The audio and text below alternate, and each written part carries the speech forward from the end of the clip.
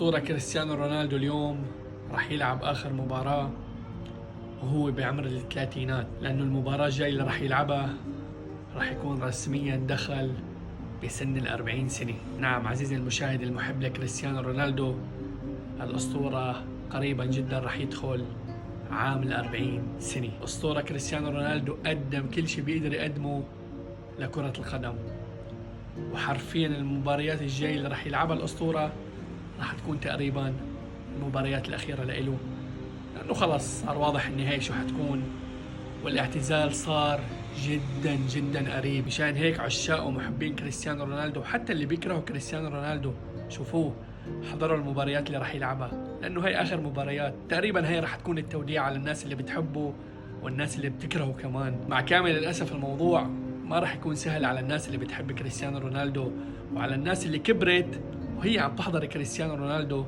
لكن هذا الواقع ولازم انه نتقبل الامر الواقع ونعترف انه خلص مسيرة كريستيانو رونالدو شارفت على الانتهاء. كانت وراح تبقى احلى واجمل مسيرة للاعب كرة قدم بتاريخ هاي اللعبة. بس بدكم الصراحة والله مش مستوعب انه خلص قرب اعتزال الاسطورة رونالدو. ما بقى راح نشوف احتفالية